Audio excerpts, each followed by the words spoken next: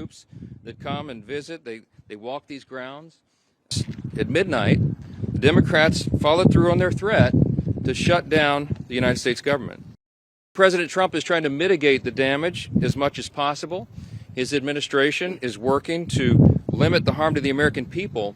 But the longer this goes on, the more pain will be inflicted because it is inevitable when the government shuts down. Whether or not the government remains open or reopens is entirely up to them. They're still for Democrats to pass this clean bipartisan bill that's sitting before them, and we encourage our Democrat colleagues to do that. I certainly pray they'll come to their senses soon and do the right and responsible thing.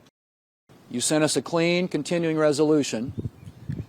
Unfortunately, we are here this morning in a government shutdown that the Democrats wanted.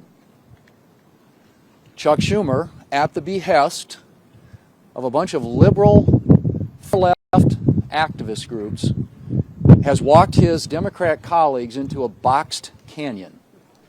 There's no way out, folks. There's no way out. This could have been avoided. It's totally unavoidable. And everybody's now asking the question, how does this end?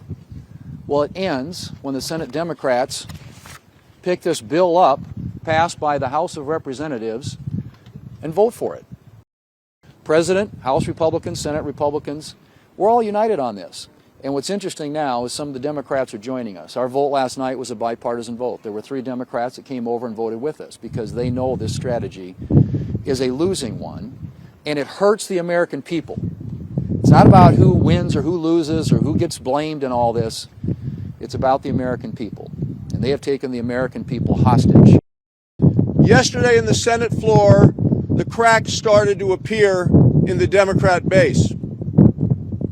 3 Democrats voted with the Republicans to prevent a shutdown. And why? Because they know the American people are hurt when the government shuts down. The Democrats need to pass the House's 7-week funding bill. Until then, there's nothing to negotiate. There's no compromises to be had. There's no games. There's no back channels. There's another vote today in the Senate. And Senate Democrats will hopefully do the right thing. And if they don't today, then they'll have another chance later this week and next week, and as long as it takes until the Senate passes the House bill. With us and the House leadership team, these folks have worked very hard. I really appreciate that context that they always said that shutting the government down would be dangerous, destructive, selfish, and irresponsible. And suddenly now they've changed their tune. Don't buy it. The American people are not buying it.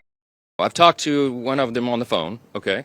We have open dialogue all the time, but here's the simple fact. There isn't anything we can do to make this bill any better for them. We literally did not put one single partisan provision in the bill. There's no policy writers, there's no gimmicks and no tricks. Now, we could have done that.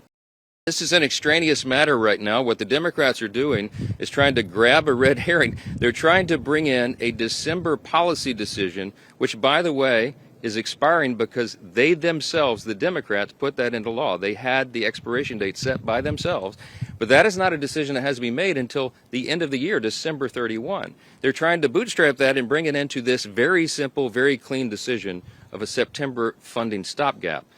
Don't buy it. They're grasping at straws because they want to have something to argue.